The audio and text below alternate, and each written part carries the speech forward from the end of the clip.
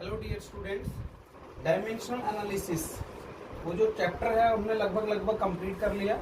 उसकी आपकी कुछ एक क्वेरीज आई थी, कुछ एक प्रॉब्लम्स आई थी, वो आज मैं यहाँ डिस्कस कर रहा हूँ इस वीडियो के अंदर। पहला क्वेश्चन जैसे मेरे पास है, two quantities A and B are related है, m is equal to A upon B दे रखा है। ठीक है, m है लीनियर डेंसिटी और a है फोर्स। तो लीनियर डेंसिटी जो होती है वो होती है mass per unit length. Solution, linear density होती है,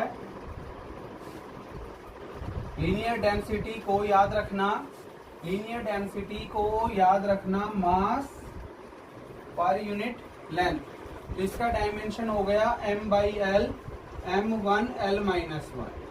ठीक है, दूसरी चीज a जो दे रखा है वो मेरे पास है फोर्स। तो a का डायमेंशन क्या आ जाएगा, फोर्स के डायमेंशन के बराबर। और फोर्स का अच्छे से जानते हो m1 l1 t-2। ठीक है, फोर्स का हम डायमेंशन जानते हैं m1 l1 t-2। ठीक है, तो हमें डायमेंशन ऑफ b बताना है, डायमेंशन ऑफ b। तो इसमें पुट कर दो, m का डायमेंशन ये रहा m1 l-1 is equal to a का डायमेंशन ये रहा m1 l1 t-2।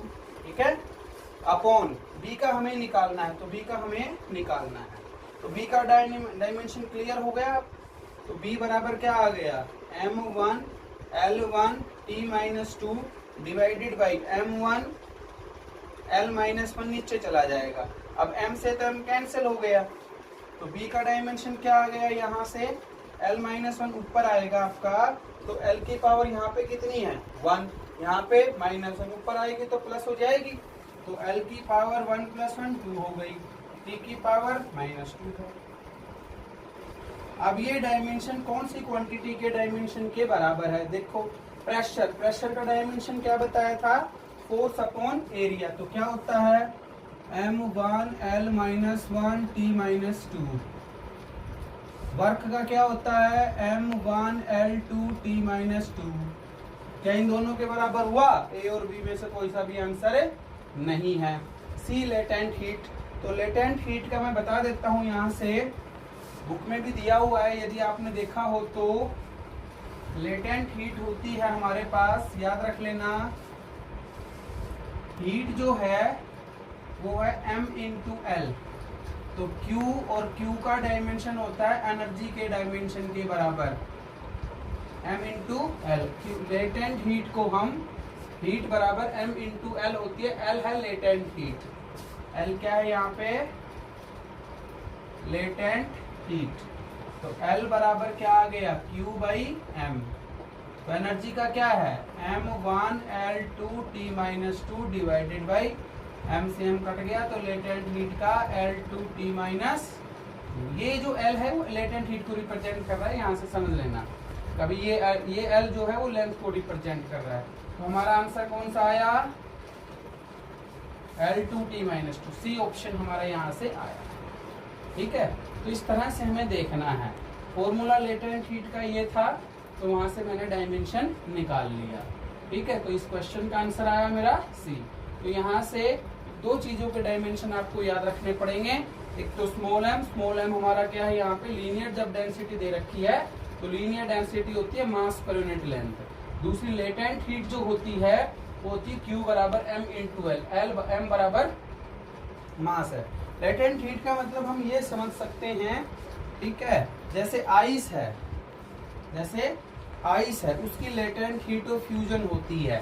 ठीक है, और वेपर्स बन जाते हैं तो उसकी लेटेंट हीट ऑफ वेपोराइजेशन होती है। ठीक है, तो वहां पे काम आएगी ये चीजें, हम हीट एंड थर्मोडाइनमिक्स के अंदर, ठीक है, थर्मल प्रॉपर्टीज के अंदर ये डिस्कस करेंगे। बाकी यहाँ पे ये फॉर्मूला है वो आपका आ ही गया। तो हमारा क्वेश्चन है, हमारा द इक्वेशन ऑफ वेव दे रखी है। जैसे वेव जो चलती है ना, इस तरह से वेव ऐसे, इक्वेशन ऑफ वेव इस तरह से होती है। ये दे रखी है a sin omega x/v - k। सारी चीजें आपको दे रखा है। y जो है, x है, वो डिस्टेंस होते हैं दोनों, कि y कितना ऊपर जा रहा है, x कितना आगे जा रहा है।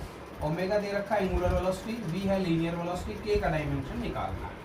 ठीक है, तो सबसे पहले तो हमें ये पता होना चाहिए कि लीनियर वेलोसिटी और एंगुलर वेलोसिटी, इनके डायमेंशन क्या है, ठीक है।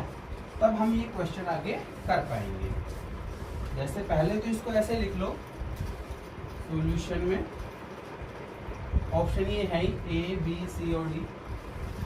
इसको ऐसे लिख लो y बराबर a साइन मल्टीप्लाई कर दो omega x divided by v minus omega के, ठीक है, ये लिख दिया क्योंकि ओमेगा जब बाहर है तो मल्टीप्लाई कर दिया।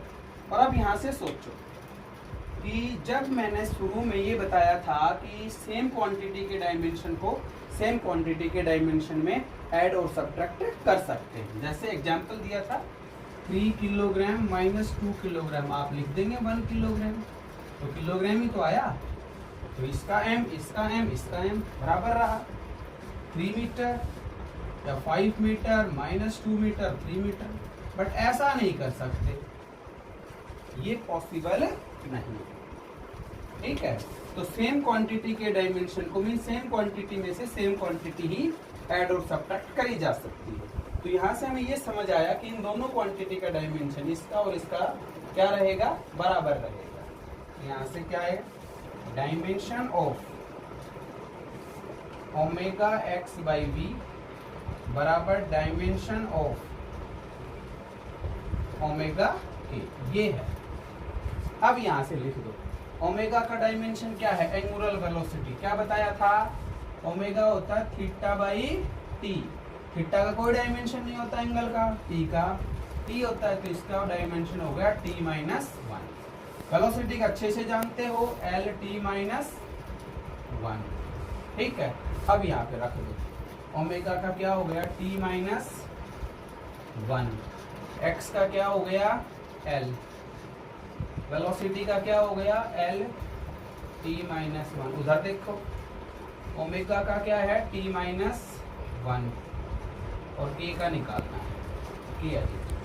तो यहाँ से क्या कट गया हमारा, टी माइनस 1 से टी माइनस 1, एल से एल, इधर तो कुछ नहीं बचा, 1 बच गया, टी माइनस 1 इंटू के, इसको इधर ले आओ, 1 अपॉन टी माइनस 1 बराबर के, इसको ऊपर लेके चले जाओ, टी की पावर प्लस। ऑप्शन कौन सा हुआ, बी।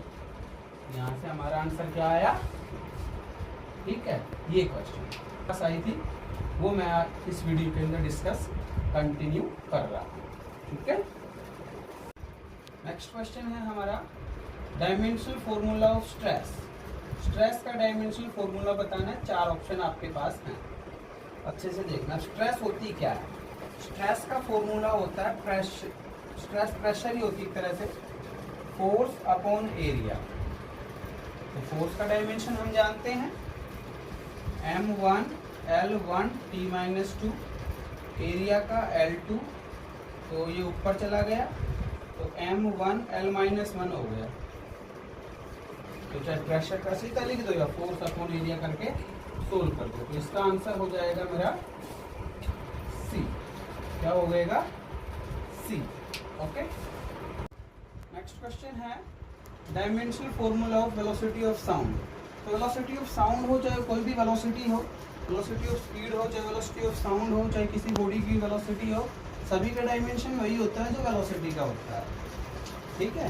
तो dimensional formula of velocity of sound क्या हो जाएगा, जो वेलोसिटी का है, और वेलोसिटी का डायमेंशन क्या होता है, displacement upon time, L upon T, तो एल टी माइनस 1। तो यहाँ पे हमारा आंसर हो जाएगा, मास नहीं है, इसको चाहे ऐसे लिख दो m0 L1 T माइनस 1, और ये ऑप्शन होगा हमारा कौन सा, सी, ठीक है।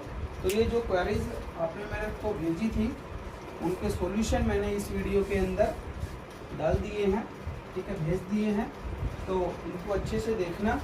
और आई होप आपका ये असाइनमेंट जो है वो कंप्लीट हो गया होगा।